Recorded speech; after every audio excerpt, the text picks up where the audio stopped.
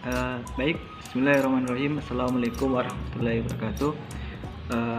Terima kasih teman-teman sudah menonton video ini. Baik, pada kesempatan kali ini saya akan menjelaskan suatu materi, yaitu humas atau hubungan masyarakat. Materi ini berkaitan dengan mata kuliah komunikasi pemasaran. Nah, sebelum itu saya akan perkenalkan dulu terlebih dahulu diri saya. Saya atas nama Ustiawan.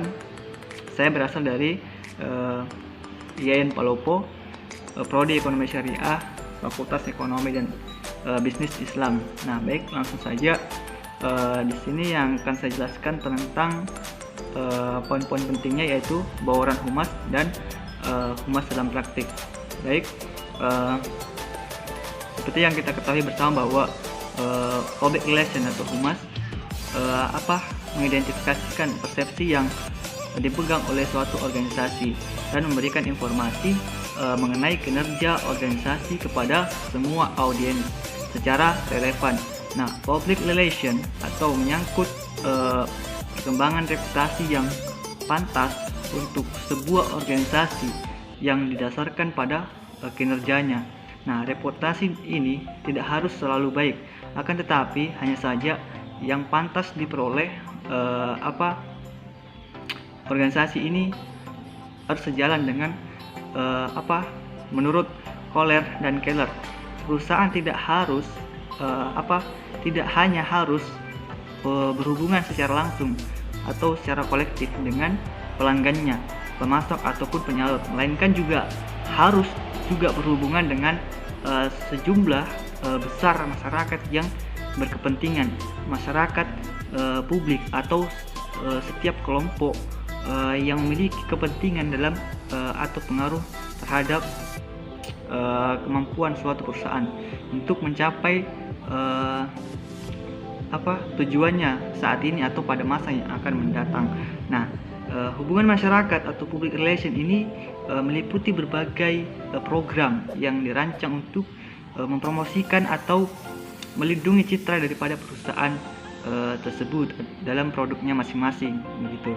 Nah, dalam bauran humas terdapat dua indikator, yaitu citra merek atau yang biasa disebut juga sebagai brand image. Nah, Kohler dan Keller mengatakan bahwa citra adalah cara masyarakat untuk mempersepsikan pikiran perusahaan atau produknya, sedangkan Keller mengatakan bahwa citra merek sebagai persepsi atau kesan tentang suatu merek yang direfleksikan oleh kumpulan asosiasi yang berhubungan dengan pelanggan, yang berhubungan dengan merek dalam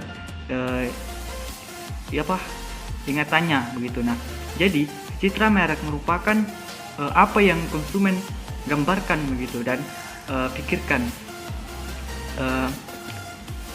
Kemudian yang kedua adalah kesadaran merek atau brand awareness. Nah, menurut Eker, kesadaran merek adalah kesanggupan seorang atau calon pembeli untuk mengenali atau mengingat bahwa suatu merek merupakan bagian dari kategori produk tertentu. Nah, menurut Shimamura, peran brand awareness ini tergantung pada sejauh mana kadar kesadaran yang dicapai suatu merek tersebut. Nah, kemudian yang materi selanjutnya adalah humas dalam praktik. Nah, dalam praktiknya ini humas dan pemasaran bekerja sama secara erat ketika mempromosikan produk atau jasa baru maupun produk yang sudah ada. Nah, humas memainkan peran yang sangat penting di dalam pengenalan produk tersebut dengan menciptakan kesadaran, membedakan produk dari produk sejenisnya, dan bahkan mengubah perilaku konsumen. Misalnya, ketika Telkomsel memperkenalkan logo baru, kemudian hubungan masyarakat membantu meningkatkan kesadaran melalui penerimaan kunjungan mahasiswa, pameran-pameran dagang, mengkomunikasikannya kepada pihak relawan, dan bahkan menampilkan secara besar-besaran melalui surat kabar dalam satu halaman penuh.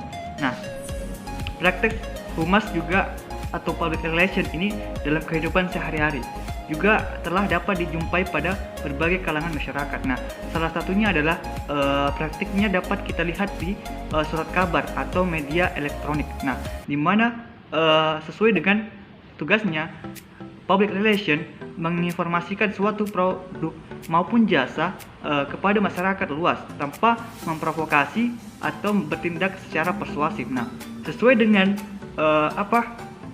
perkembangan zaman ini, public relation saat ini berada di berbagai sektor seperti pertanian, sektor sosial, bisnis, industri dan pendidikan, pemerintah dan lain sebagainya, dan tidak lupa juga sektor pariwisata, yang dimana ini menjadi suatu primadona bagi setiap negara yang mengharapkan banyak kunjungan pariwisata ke negaranya.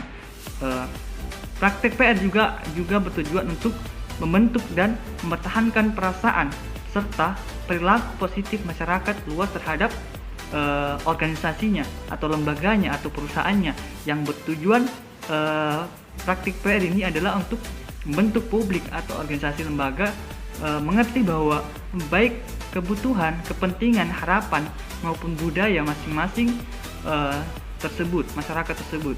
Nah, baiklah, mungkin itu saja yang dapat saya sampaikan pada kesempatan kali ini. Terima kasih. Assalamualaikum warahmatullahi wabarakatuh.